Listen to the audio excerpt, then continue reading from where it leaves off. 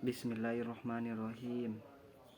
Assalamualaikum warahmatullahi wabarakatuh. Perkenalkan, nama saya Warid Rizkila dari Fakultas Agama Islam, Prodi Pendidikan Agama Islam. Baik, saya akan menjelaskan tentang filsafat peripatetik. Filsafat peripatetik Al-Farabi. Filsafat peripatetik ini istilah muncul setelah meninggalnya Aristoteles. Dapat dikatakan bahwa peripatetik ini merupakan Aristotelia. Penganutnya yaitu Aristoteles. Secara historis, Aristotelia ini dibagi menjadi 3 bagian, yaitu pada periode Aristoteles hingga Strato. Berarti dibagi menjadi 3 bagian itu. Yang pertama semenjak masa Aristoteles sampai Strato. Kedua yaitu periode Strato hingga Andronicus. Dan yang ketiga yaitu dari Andronicus sampai kepada generasi-generasi yang mengedit dan mengomentari karya-karya Aristoteles.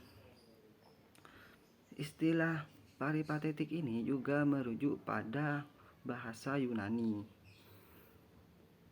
yakni peripatetik yang berarti jalan yang mengeliling atau berkeliling.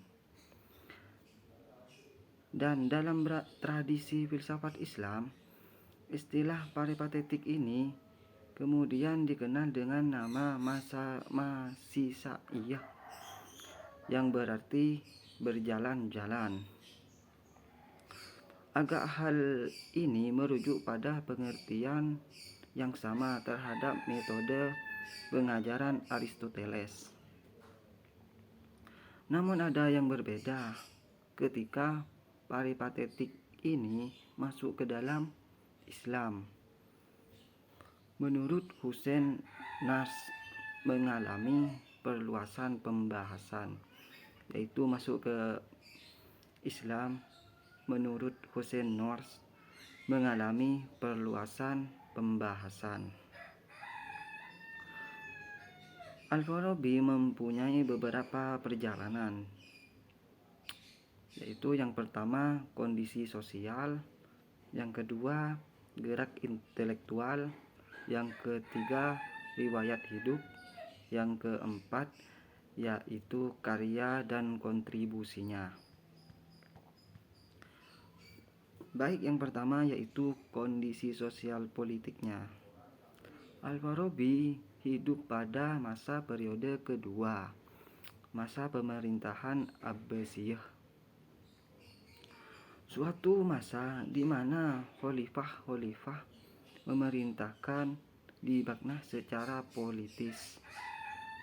Berarti di sana tidak kuat seperti sebelumnya, sehingga mereka tidak kuasa melawan para perwira pengawal keturunan Turki. Berarti tidak bisa kuat seperti sebelumnya ketika melawan para perwira pengawal keturunan Turki. Menurut Al-Qudari, periode kedua ini merentang mulai masa kekhalifahan Al-Mutawakkil. Berarti merentang mulai pada masa kekhalifahan Al-Mutawakkil sampai pada masa kekuasaan Al-Mutawaffiq atau Al-Mustafiq. Yang kedua yaitu gerakan intelektualnya.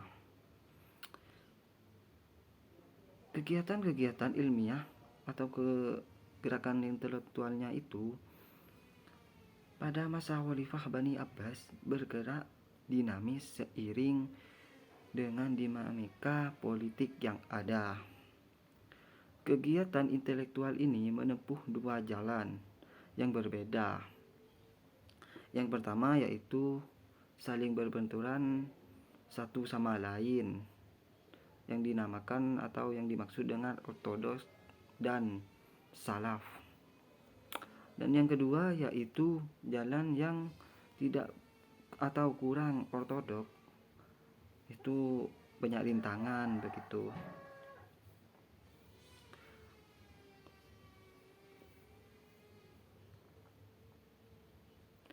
Yang ketiga, riwayat hidupnya.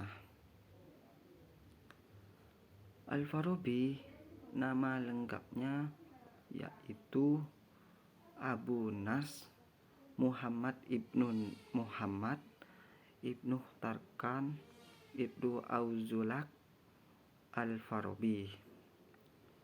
Nama lengkapnya yaitu Abu Nas Nasr Muhammad ibnu Muhammad ibnu Tarkam ibnu Auzulak Al-Farabi. Dia lahir di Wasij, berarti dia lahir di Wasij. Al-Farabi ini sebuah dusun kecil di distrik kota Farab, berarti sebuah dusun kecil di distrik kota Farab. Dan ayahnya seorang pejabat tinggi militer di kalangan dinas ketentaraan dinasti Samaniyah, berarti bertugas di dinasti Samaniyah. Bapaknya atau ayahnya seorang pejabat ini yaitu bapak Al-Farabi ini atau ayah Al-Farabi. Sehingga Al-Farabi ini termasuk keluarga bangsawan yang mempunyai kemudahan fasilitas. Berarti Al-Farabi ini fasilitasnya sangat mudah.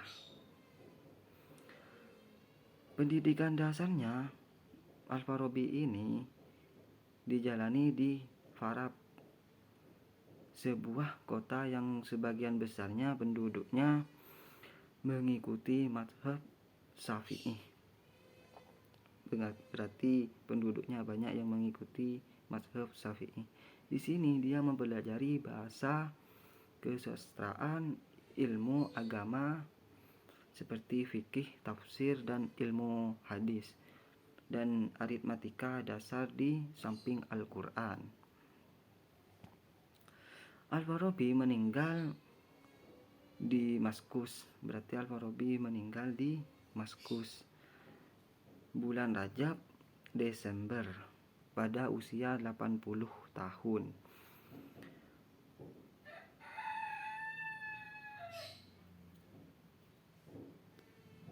Yang keempat yaitu karya dan kontribusinya.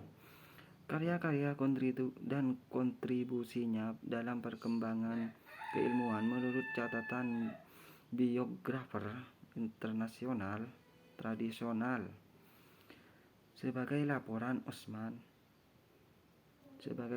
Usman Bakar, Al-Farabi ini menulis sekitar 100 karya ilmiah. Berarti menulis 100 karya ilmiah besar dan kecil yang mencangkup berbagai tema.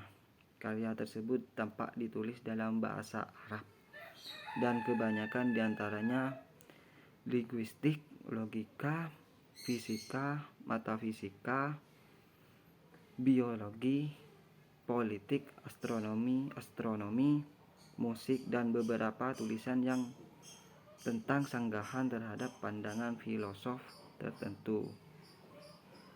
Berarti itu karya-karya dan kontribusinya Al-Farabi.